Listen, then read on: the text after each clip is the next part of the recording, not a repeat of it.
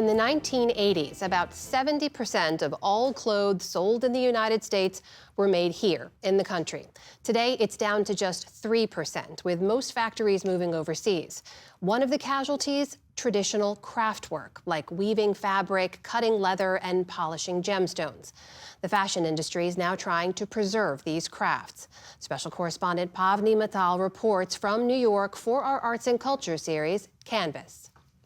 If you see, the cardboard is off, so you have to push it a little bit towards me. Unroll it. It's only her third day at work, and Auden Muka is getting a masterclass. We're going to take our hand like this and start. George Kalasian is teaching her the age-old technique in pleating fabric. He gathers cardboard folds to mold the material underneath. This handiwork and precision takes years to master. Okay, good. Now. This isn't something you can learn online, especially with a tactile skill where you need to be doing it by hand. You can't learn it any other way, and it's not really taught in schools either. So you have to find a craftsman, a master, to be able to learn from. Tom Sons International Pleating is a multi-generational business. Kalasian's grandfather started it in Lebanon. In the 70s, when the Civil War broke out, the family moved to New York City. Experts in pleating, they work with the biggest names in high fashion. Over the years, business has been shrinking, as companies are increasingly producing overseas. Kalasian says immigrants made New York the fashion capital. Now that American dream is hanging by a thread. We have centuries and centuries of knowledge that comes to this melting pot of New York City, where all of this technique and craft mixed together. One by one, the artisans have been either dying or retiring or moving on. And as a result, the knowledge is going with it. It's the technique. The technique is what is dying. And technique is something that enables you to make something efficiently and effectively. The garment district in the heart of Manhattan was once the country's sartorial capital, packed with hundreds of thousands of workers making most American clothes.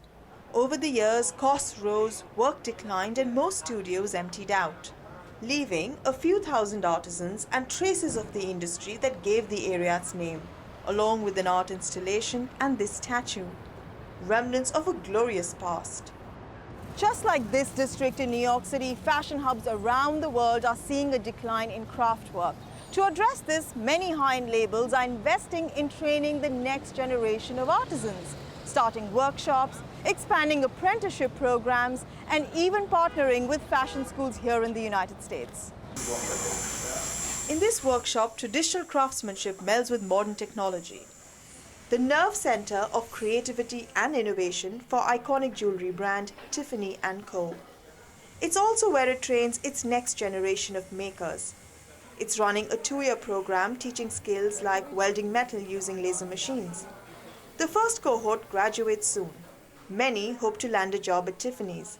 Programs like these are part of a larger recruitment strategy.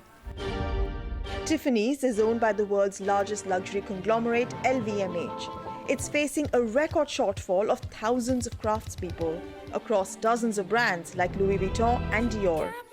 To meet its needs, it's expanding its flagship apprenticeship program, training and recruiting 2,400 artisans over the next 2 years.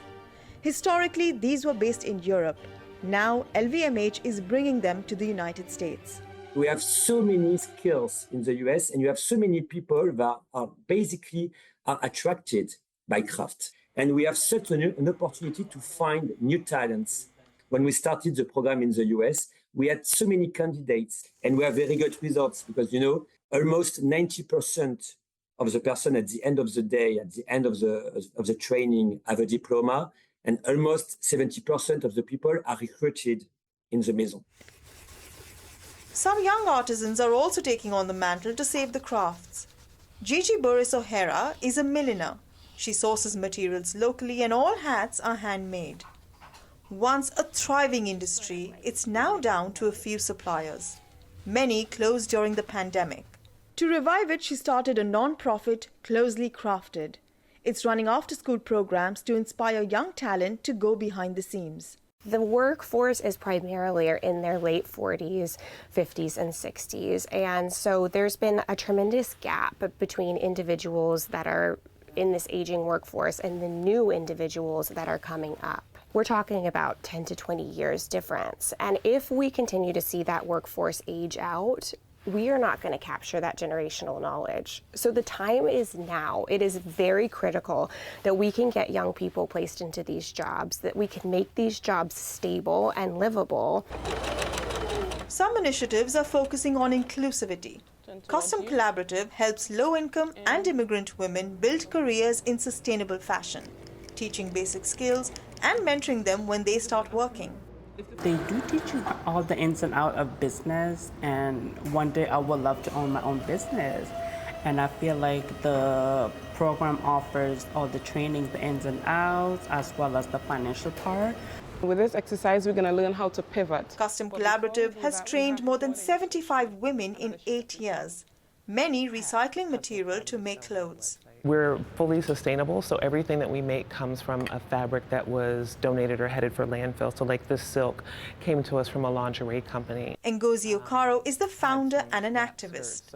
She says being eco-friendly is only part of it. Their larger goal is to make the industry more equitable. We do hear a lot from companies here in the U.S. and here in New York that there is a need for what we're providing.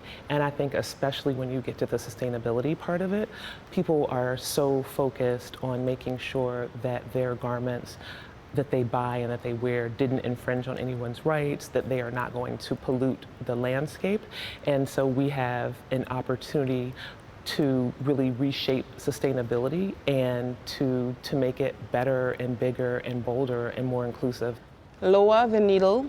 Artisans are hoping the revival of craft will change the very fabric of the industry. In this age of fast fashion, they want to restore value to creating with time, love, and passion. For this, they need to raise awareness and alter customer demands. That, they say, will move the needle. For the PBS NewsHour, I'm Pavni Mittal in New York. And I'll show you.